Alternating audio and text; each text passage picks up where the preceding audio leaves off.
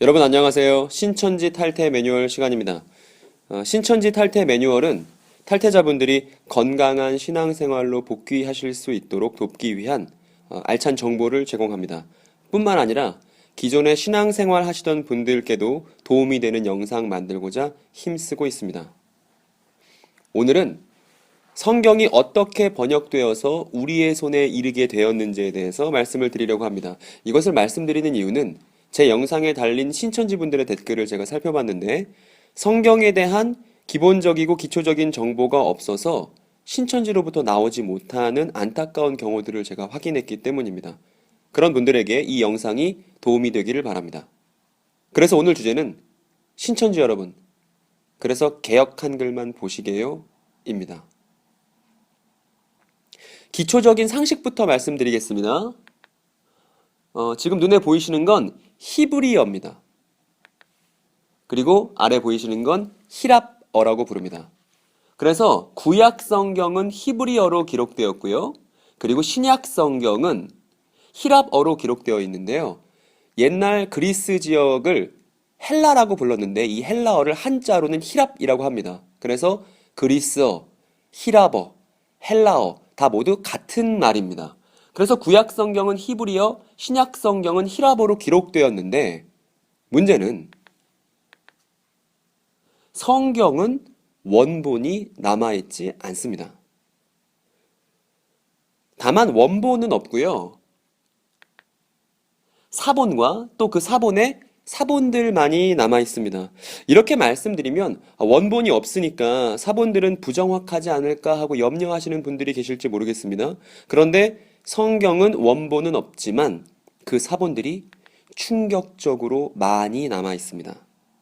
신약 성경과 비슷한 시기에 쓰여진 문헌들을 좀 살펴보도록 하겠습니다. 먼저는 AD 2세기, 그러니까 신약 성경이 저술됐던 비슷한 시기에 타키투스라는 사람이 로마 제국의 역사에 관한 책을 썼습니다. 이 고대 문헌은 사본이 오늘날 한 개 남아 있습니다. 그리고 요세푸스라는 사람이 쓴 유대 전쟁사라는 책이 있는데 이것도 신약 성경과 같은 시기에 저술된 것입니다. 그리고 이 요세푸스의 유대 전쟁사는 사본이 오늘날 9개가 남아 있습니다. 그리고 시기가 좀 더 오래된 문헌을 말씀드리면 고대 그리스 사람들이 성경처럼 애지중지했던 일리아드라는 고전이 있습니다. 이 호메로스가 쓴 일리아드는요, 사본이 650개가 남아 있습니다. 여러분, 그렇다면 신약 성경은 사본이 얼마나 남아 있다고 생각하십니까? 신약 성경은 그 사본이 무려 5664개가 남아 있습니다. 즉 다른 문헌들에 비하면 신약 성경은 넘치도록 사본이 많습니다. 그리고 이건 사본일 뿐이고요. 이 사본들의 사본은 더욱더 많습니다. 그래서 다른 언어로 기록된 사본들까지 합하면 2만 4천여 개의 사본이 지금 오늘날까지 현존해 있습니다. 그리고 이것뿐만 아니라 당대의 성경 교사들이 썼던 설교문들, 그리고 편지들, 주석들도 아주 많이 남아 있습니다. 그리고 이렇게 다양한 사본들을 비교해서 원본의 기록을 재구성해 나가는데 이런 학문을 가리켜서 사본학이라고 부릅니다. 그 대표적인 사본 두 가지도 소개를 시켜드리고 싶습니다. 먼저는요, 1940년대 후반에 발견된 사해 사본입니다. 사해 북부에 있었던 11개의 동굴에서 대단히 많은 수백 개의 문서들이 발견되었고 대부분이 구약 성경에 관련된 사본이었고요. 이 사본들이 오늘날 현존하는 최고의 구약 사본들입니다. 그리고 그 다음 보여드리는 사본은요, 체스터비티 사본입니다. 이 사본에는 요한계시록 내용이 포함되어 있습니다. 그러니까 수집가인 체스터비티의 이름을 딴 사본인데요. 지금 여러분이 눈으로 보고 계신 것이 3세기에 기록된 것으로 보이는 요한계시록 사본입니다. 신천지는 요한계시록이 계시의 내용을 담은 회람서신, 즉 교회들이 돌려본 편지라는 사실을 부정하는데요. 그럼에도 불구하고 요한계시록은 교회들이 돌려받던 편지가 분명합니다. 물론 그 내용은 예언과 계시의 내용을 담고 있지만 말입니다. 왜냐하면 이렇게 사본으로 남겨서 교회가 돌려보지 않았다면 오늘날까지 전달될 수도 없는 것이 요한계시록입니다. 그러니까 여기 보이는 체스터비티 요한계시록 4번은 요한계시록이 교회들이 돌려받던 편지임을 증명하는 결정적인 물적 증거라고 할 수 있습니다. 이렇듯 세계 곳곳에는 다양한 사본들이 있습니다. 그래서 슬라브어로 기록된 사본도 있고요. 아르메니아어로 기록된 사본도 있고요. 라틴어로 기록된 성경 사본은 무려 만여 개가 넘습니다. 그리고 에디오피아 사본도 있고요. 그리고 아랍어로 기록된 사본도 있습니다. 그리고 이 방대하고 다양한 사본들을 통해서 우리는 하나님의 말씀에 접근해 나갈 수 있습니다. 그리고 당대 최고의 사본학자였던, 지금은 돌아가셨는데요, 브루스 매츠거라는 사본학자가 있습니다. 이 사본학자가 말하기를 성경 사본들을 통해서 복원할 수 있는 원본의 정확도에 대해서 수치화해서 이 사람이 얘기했는데 무려 99.5%라고 말했습니다. 그러니까 당대 사본들은 소소한 차이가 있지만 오히려 그 차이들 때문에 본래 성경의 의미를 규명할 수가 있는 것입니다. 그럼 이제 남의 나라 이야기 한참 했으니까요, 우리나라의 상황을 살펴보도록 하겠습니다. 우리나라에서는요, 먼저 중국에서 성경이 먼저 번역되기 시작했습니다. 지금 사진으로 보이는 사람은 존 로스라는 선교사입니다.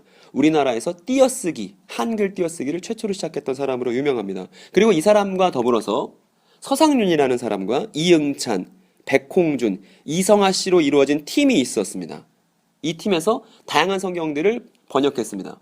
그래서 이렇게 지금 리스트들을 제가 여기다 기록해 놨고요. 대한성서공회 사이트에 들어가시면 또 쉽게 확인해 볼 수 있습니다.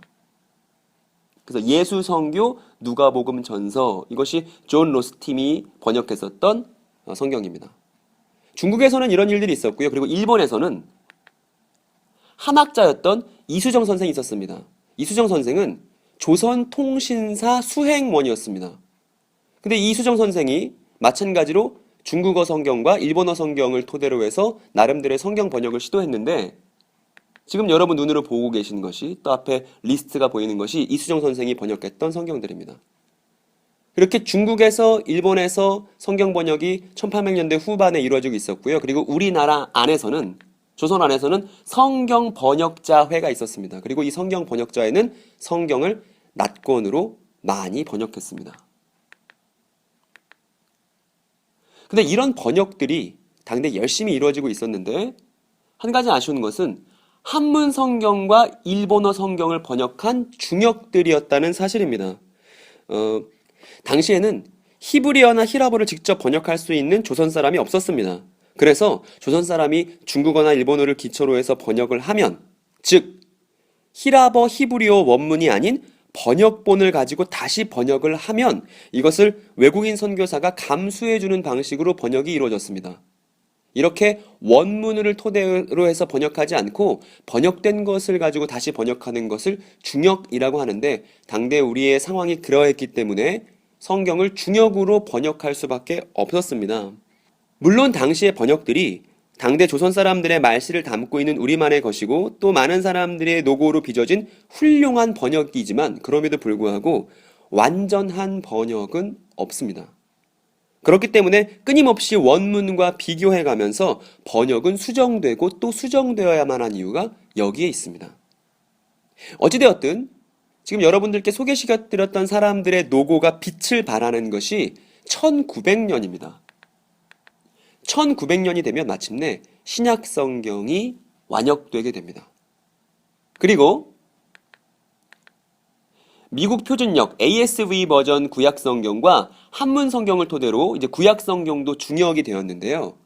이렇게 중역된 구약 성경과 1900년대에 완역된 신약 성경을 더해서 마침내 신구약 합본이 모두 번역되게 됩니다. 그래서 이 번역을 가리켜서요, 옛 번역이라고 부릅니다.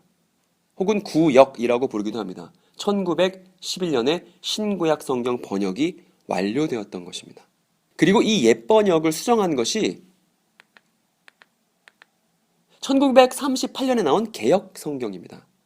그리고 이 개역 성경에 대해서 이제 한글 맞춤법을 적용시키고 또 어느 정도 수정을 한 것이 여러분이 잘 알고 있는, 그리고 신천지인이라면 모를 리 없는 1956년에 나온 개역 한글판 성경입니다. 이렇게 간략하게나마 성경이 번역된 역사를 우리가 함께 지금 개관해 본 겁니다. 그런데 이 지점에서부터 문제가 발생합니다. 왜냐하면 개역 한글판 성경으로 계시를 받았다는 사람이 있기 때문입니다. 그래서 신천지는 개역 한글판 성경을 고집합니다. 여기 보시면 이만희 씨가 쓴 천국비밀 요한계시록의 실상이라는 책이 있습니다. 이 책에 있는 대목을 인용해 드리고 싶습니다. 이 책의 189페이지에 보면 이렇게 써 있습니다.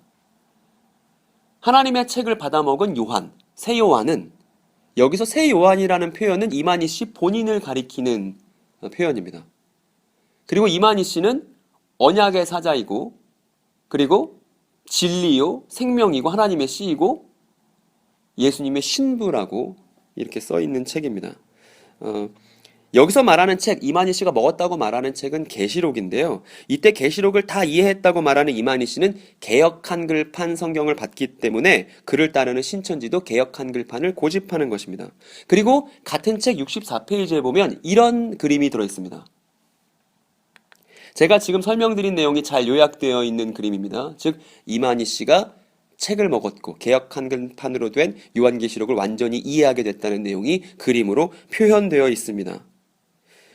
본인만이 계시록을 이해했고 본인을 신격화하고 있는 이단의 전형적인 모습으로 저에게는 보이는데요.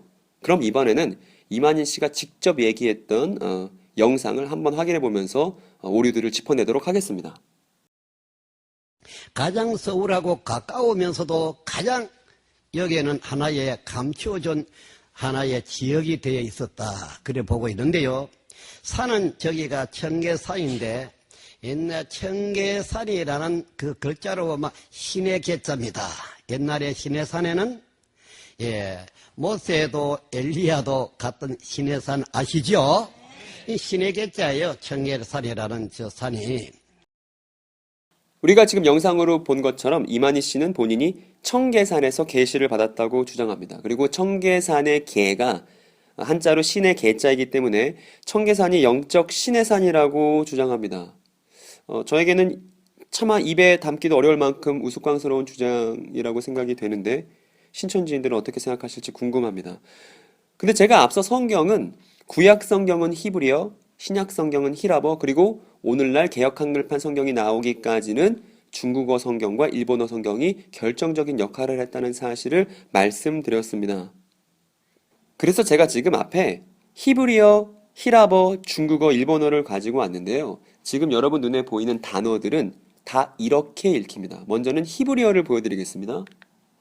히브리어로는요, 저렇게 쓴 건 시나이라고 읽습니다. 그리고 옆에 있는 히라버는요, 시나이라고 읽습니다. 그 옆엔 중국어거든요. 마찬가지로 시나이라고 읽습니다. 그리고 마지막으로 일본어도 시나이라고 읽습니다.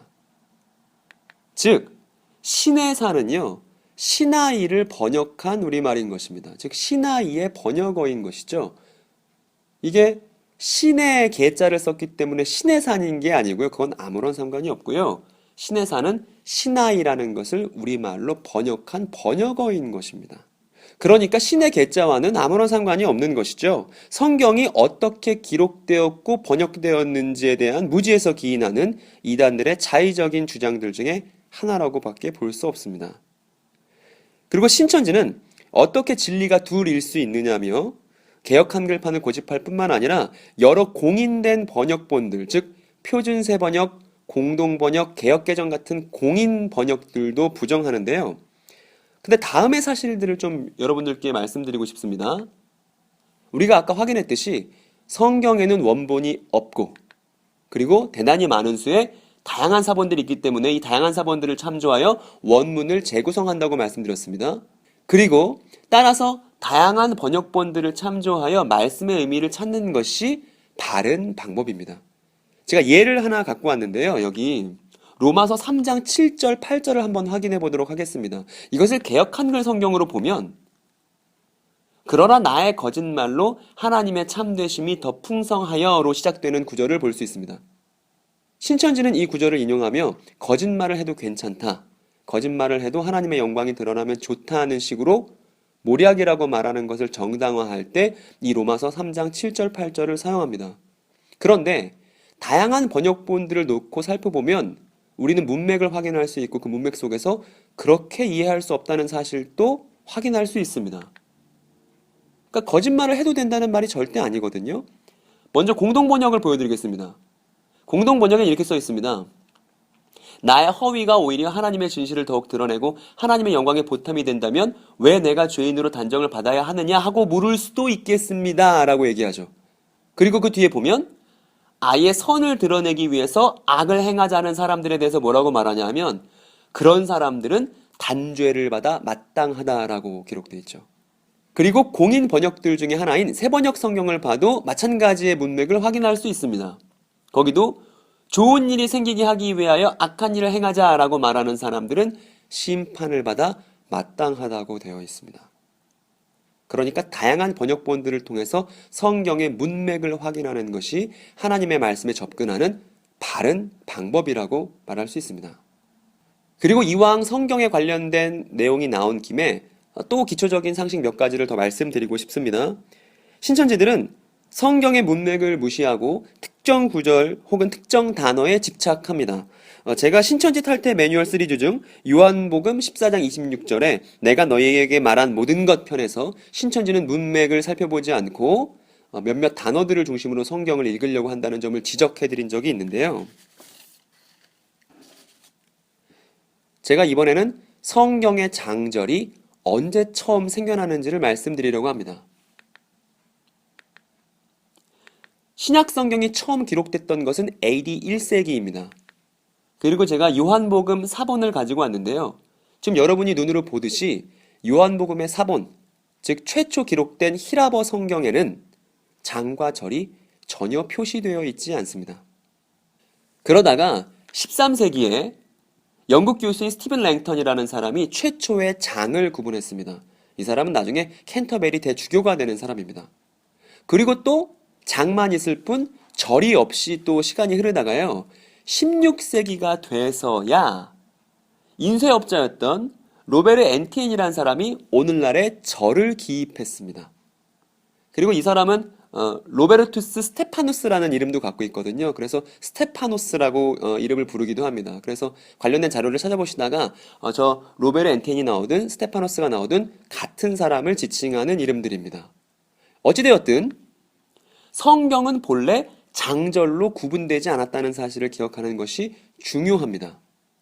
따라서 본래 성경의 장과 절은 편의를 목적으로, 인쇄를 목적으로, 출판을 목적으로 나중에 기입된 것이기 때문에 우리가 성경을 볼 때는 근거, 성구가 있냐 없냐의 문제가 아니라 성경을 문맥 중심으로 봐야 한다는 사실이 자명해집니다. 성경은 근거 구절을 따라서 점프하듯이 보는 게 아니라요. 그 본문이 갖고 있는 문맥을 확인하는 것이 하나님의 말씀을 보는 바른 방법입니다. 그리고 난하주에 대해서도 말씀드리고 싶습니다. 난하주는 성경을 번역했던 사람들이 이해를 돕기 위해 추가 정보를 아래 여백에 기재해 놓은 것을 난하주라고 부릅니다. 그런데 성경에 이 난하주들이 처음 기록되었던 때는 언제냐 하면요. 관주부표 신약전서가 출판되었던 1910년으로 돌아갑니다. 이때 선교사 카우만이라는 사람과 한국인 이장하 씨가 편집을 해서 지금 여러분 눈에 보이시는 노란색으로 표시된 부분에 관련 성구들 그리고 관련 정보들이 관주로 기록되기 시작했습니다. 그리고 이후로 여러 관주 성경들이 나오면서 점점점 정보들이 추가되고 재편집되었던 것입니다. 그리고 지금 여러분들이 보는 사진은 흑백으로 되어 있습니다만 저 부표 관주 신약전서는 칼라로 출판되었습니다. 그래서 예수님의 말씀을 붉은색으로 구분하기 시작한 최초의 책도 지금 여러분이 보고 계시는 부표 관주 신약전서입니다. 이게 난하주의 기원인 것입니다. 그리고 주석이 있습니다. 근데 여러분 주석을 사전에서 찾아보면 주석의 뜻은 이러한 것이라고 사전에 나와 있습니다. 낱말이나 문장의 뜻을 자세히 풀이함. 이게 주석이라는 의미입니다. 그러니까 제가 신천지인들께 다시 한번 또 여쭙고 싶은 질문이 하나 또 생겼는데 이런 질문입니다. 신천지 여러분, 카우만과 이장하 씨가 쓴 난하주는 되고 그 사람들 아닌 다른 사람들이 기록했던 주석은 안 된다고 주장하고 계신 겁니까? 근데 그건 말이 안 되는 주장 아니겠습니까? 일관성이 없는 주장입니다. 그리고 저 카우만이라는 사람은 동양선교회 출신의 기독교인이고요. 저기 이장하 선생도 마찬가지입니다. 근데 여러분들, 카우만 씨와 이장하 씨가 쓴 나나주만 괜찮고 나머지 주석들은 안 된다? 이게 되게 자의적인 기준이 아닐 수 없습니다. 그리고요, 지금 여러분들 제가 한자로 표기를 해왔는데, 난하주 할 때 주나, 주석이라고 말할 때 주나, 다 어떤 한자를 쓰고 있냐면, 글 뜻을 풀어준다는 뜻을 갖고 있는 주자를 쓰고 있습니다. 그리고 주석할 때 석자는요, 또 풀석이에요. 그러니까 주석이라는 말의 의미는 글의 뜻을 풀어준다는 것이 주석입니다. 그럼 이만희 씨가 본인의 생각대로 성경의 뜻을 풀어주는 모든 책들도 사실은 주석류인 것이죠. 근데 신천지는 이상하게 주석이라는 말만 들으면 되게 안 되는 것처럼, 되게 잘못된 것처럼 오해들을 하고 계십니다. 네, 이상 여러분들께 성경 번역의 역사를 개관해 드렸고요. 그리고 신천지가 개역 한글판만 고집하는 것은 어리석은 고집이며 또한 난하주와 주석에 관련된 짤막한 내용을 여러분들에게 전달 드렸습니다. 신천지인은 성경 번역의 역사를 무시한 채 개역 한글만 고집합니다. 그래서 왜 개역 한글만 고집합니까? 라고 만약에 질문한다면 신천지인들이 답할 수 있는 건 이만희 씨가 진짜 청계산에서 개역 한글로 계시를 받았어 라는 말 외에는 신천지인이 할 수 있는 변명은 없습니다. 그래서 오늘 영상 제목이 그렇습니다. 신천지 여러분, 그래서 개역 한글만 보시게요? 이것이 저의 질문인데 이 질문에 대한 답변을 신천지인들이 주셨으면 좋겠습니다. 만약에 답할 수 없다면 마음을 되돌리시라고 간곡히 말씀드리고 싶습니다. 네, 오늘 제가 준비한 영상은 여기까지고요. 좋아요와 구독을 부탁드립니다.